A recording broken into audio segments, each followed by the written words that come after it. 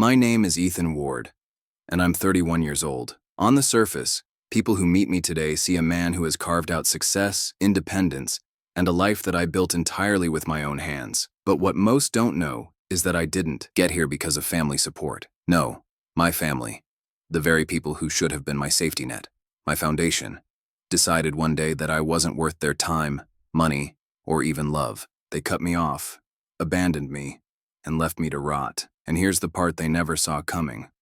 One day, the tables would turn. One day, the same parents who had cast me aside would come crawling back, begging for the help they thought I'd never be in a position to give or deny. But before I tell you how I made them kneel, let me ask you this. Where are you watching this from right now? Your couch? Your car? Maybe in your kitchen while you cook? Wherever you are, I want to welcome you into this growing community of people who love hearing stories where justice isn't just served, it's plated with fire. Hit subscribe, join us, and let's keep building this family of ours. Now back to mine, the family that betrayed me. Growing up, I was never the golden child. That role belonged to my younger sister, Amelia. From the moment she was born, she was showered with attention, gifts, and praise. My parents adored her in a way they never quite adored me. At first, as a child, I thought it was normal. After all, she was the baby. But as I got older, it became clearer. I was the afterthought, the backup, the one expected to fend for himself while Amelia got handed everything. I still remember being 16, sitting at the dinner table after acing a difficult exam. I had worked my ass off, nights buried in textbooks, while Amelia was out with friends, or glued to her phone. I proudly told my parents I had gotten a 97. My dad didn't even look up from his plate. My mom gave me a half smile and said, "That's nice, honey." But when Amelia came home with a participation ribbon from a random art fair, my parents clapped, took pictures, plastered it on the fridge, and called relatives to brag. That was the rhythm of my life. Work hard, get ignored. Watch her do the bare minimum, get worshipped. At first, I swallowed it. I thought maybe, if I kept grinding, one day I'd be undeniable. But that's the problem with people like my parents. They don't want you to succeed if it makes them face their own failures. When I graduated high school, I had dreams of college.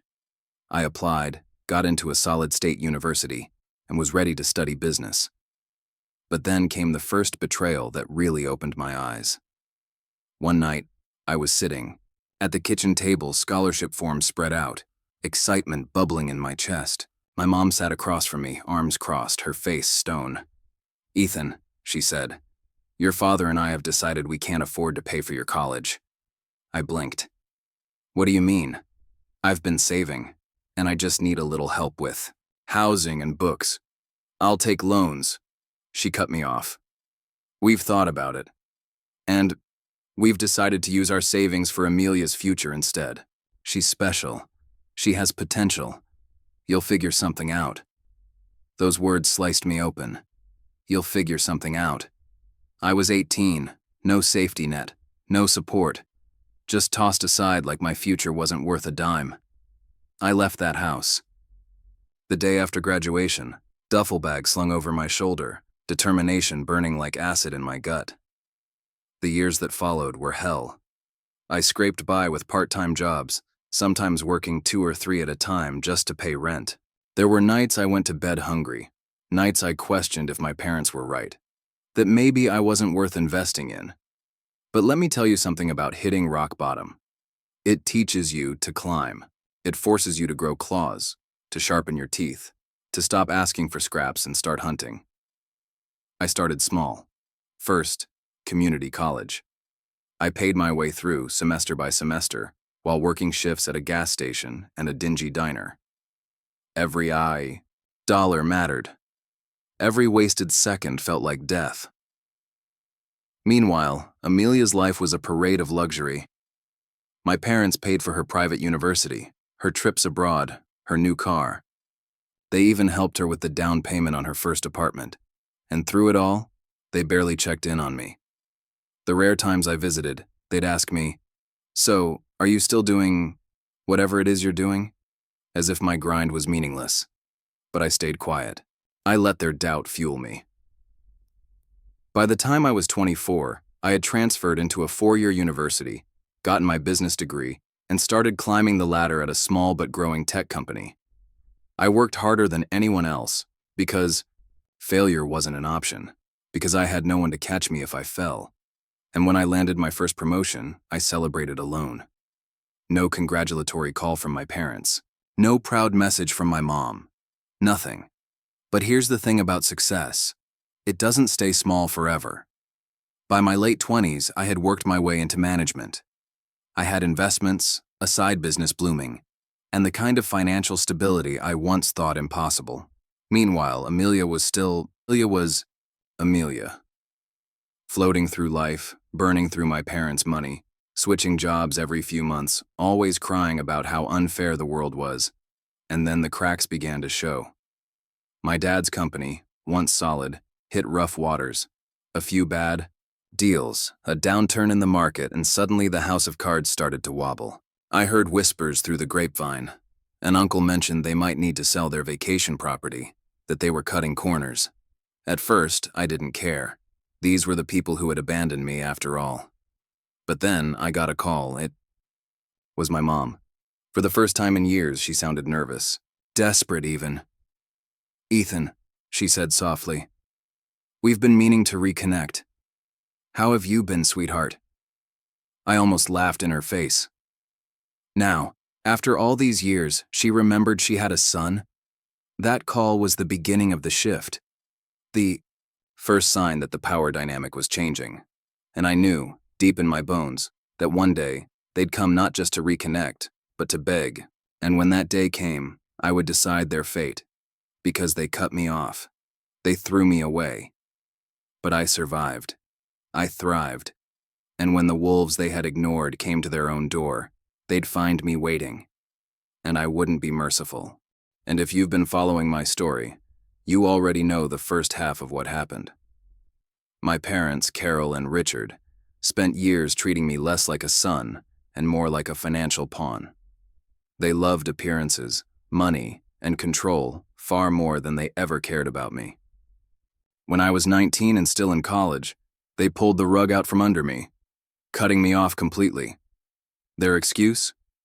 That I was ungrateful and needed to learn responsibility. But the truth? They thought they could destroy me, make me crawl back to them, and keep me on their leash forever. Instead, I learned to survive without them. I worked 2 jobs, barely slept, and pushed myself harder than I ever thought possible. And slowly, painfully, I started to build a life for myself, one they had no control over. But this isn't about my survival anymore.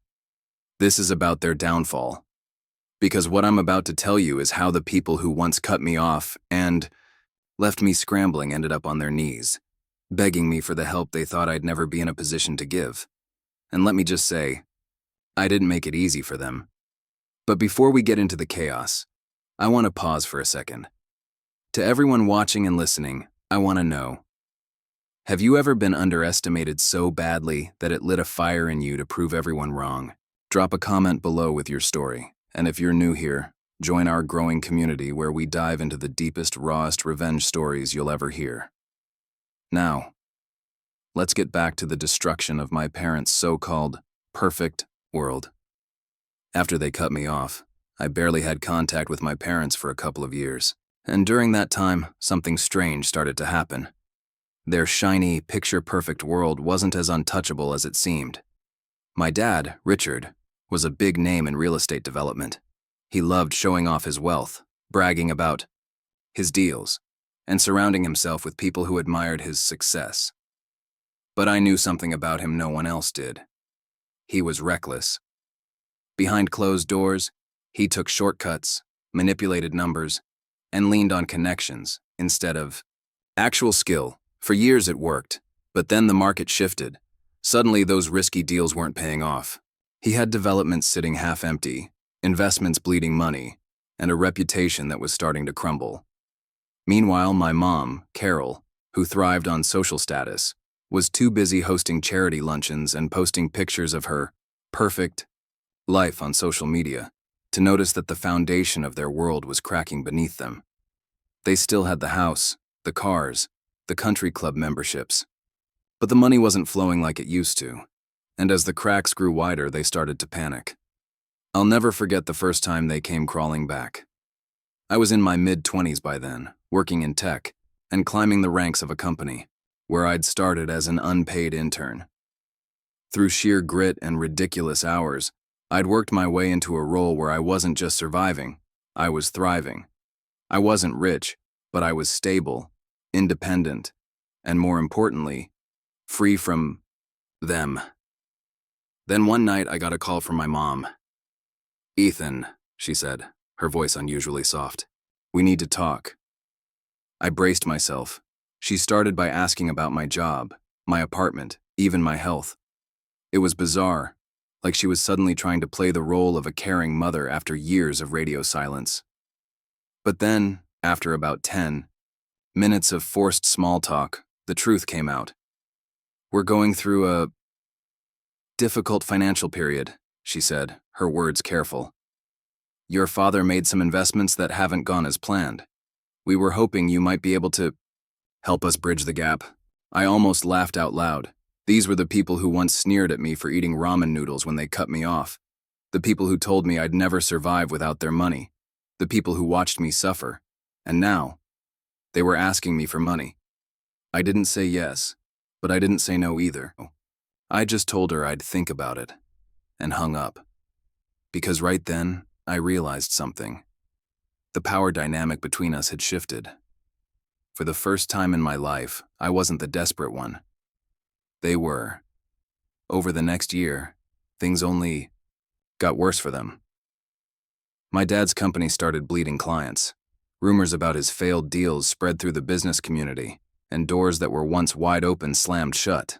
He had leveraged too much debt, counting on projects that never materialized, and it was all catching up with him. My mom, meanwhile, found her social circle shrinking. Once people smelled financial trouble, they started distancing themselves. Friends who used to worship her stopped coming to her galas. Her invitations went unanswered, and the whispers at the country club turned brutal. They were drowning, and for the first time, no one was there to save them, except me. But I wasn't about to swoop in and bail them out. No, I wanted them to feel the sting of what they had done to me, to know what it felt like to be left alone, scrambling, humiliated. So every time they called, I made sure to remind them of the past. "Funny," I'd say. "When I was 19 and begging you for help, you told me I needed to learn responsibility." "Isn't that what you told me, Dad?" The silence on the other end was sweeter than any apology could have been. Eventually, their desperation reached a peak. One night, they invited me over to the family house, the same mansion where they'd once sat me down and told me I was cut off. I hadn't stepped foot in it for years, and walking back through those doors was surreal. The house looked the same, but it felt different now. The energy was tense, the walls seemed colder, and even the furniture felt like it carried the weight of their crumbling lives. We sat at the massive dining table, the one where they used to lecture me about how I'd never make it without them. Dad cleared his throat and looked at me with a face I barely recognized. Not arrogant, not smug, but broken. "Ethan," he said, "we need a loan, a substantial one. The bank has cut us off and our assets are tied up. You're our only option." I leaned back in my chair, studying them. It was surreal, watching the people who once thought they were gods sitting there, begging their son, the one they abandoned, to save them. And I knew in that moment, I had them exactly where I wanted them. But I wasn't going to just hand them money. No, if they wanted help, they were going to have to give me something I'd been denied my entire life. Control. Didn't give them an answer right away. Instead, I let them sweat. I told them I needed time to review the numbers and consider my options.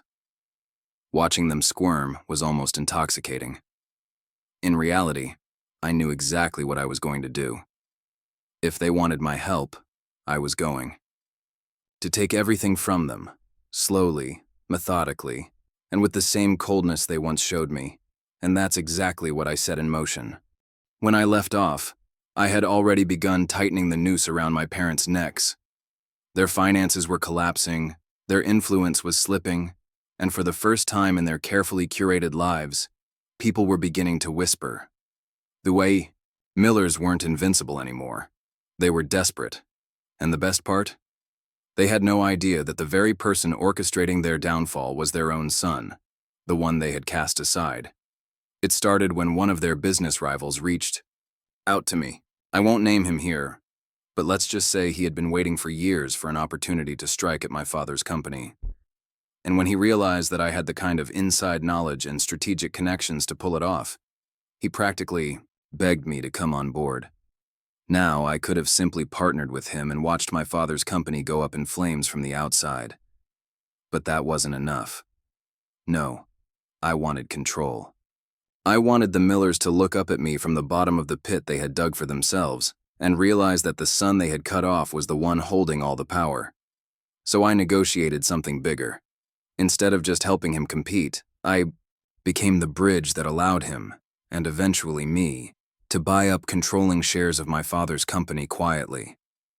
Piece by piece, department by department, the empire that my father had built and guarded with an iron fist was slipping out of his hands, and he didn't even see it happening. The irony was almost poetic. My father always preached about vigilance, about never letting emotions cloud judgment, but his arrogance was his blind spot. He thought no one could ever touch him.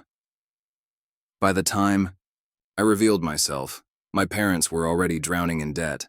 Their home, the massive estate that had been in our family for generations, was leveraged to the hilt. My mother's charitable foundation, which she mostly used as a social climbing tool, was bankrupt. Even the luxury cars and jewelry she flaunted had been repossessed or sold off in desperation. I'll never forget the look on their faces when they finally came to me. My father's once commanding voice trembled as he tried to negotiate, like I was some banker he could sway, with false promises. My mother, ever the actress, tried to play the guilt card, telling me that family always sticks together. I let them speak, I let them beg, and then, when they were finished, I told them the truth, that it was me, that I was the one who had been pulling the strings, orchestrating every setback, every deal gone wrong, every creditor suddenly unwilling to extend their lines of credit. At first they didn't believe me, but when I showed them the documents, proof of ownership, legal filings, bank transfers, their faces drained of color. For the first time in my life, I saw fear in their eyes. Taking over their assets wasn't enough. I wanted the world to know what they had done to me, and I wanted their downfall to be as public as their arrogance had once been. So I arranged a gala. Not just any gala. It was supposed to be a charity event in my mother's honor, one of the last things she had planned. Before her finances crumbled, she thought it was going to be a lifeline, a way to convince wealthy donors to save her sinking foundation. What she didn't know was that I had taken over the entire event. Every sponsor, every guest, every journalist, invited by me. When the night arrived, my parents walked in thinking they were about to reclaim their social standing. Cameras flashed, reporters scribbled notes, and my mother basked in the attention like it was her oxygen. My father stood tall, trying to project authority, even though his suit was tailored on borrowed credit. And then I walked onto the stage. The whispers started immediately. Some people recognized me, others didn't, but it didn't matter. I introduced myself as Ethan Miller, son of Richard and Margaret Miller, and then I told the truth. I told the crowd how my parents had cut me off when I needed them most, how they had abandoned me not out of necessity, but out of cruelty and control. And then I revealed that while they had been clawing for survival, I had built my own empire, and had now taken theirs. The room erupted. Cameras clicked like gunfire. My mother's face crumpled in horror as she realized the spectacle wasn't for her glory. It was her execution. My father tried to shout, to demand silence, but the reporters ignored him. His power was gone. By the time I stepped off that stage, their reputations were in ruins. After that night, there was nothing left for them. I had the deeds to the house, the rights to the company, the accounts that once gave them comfort.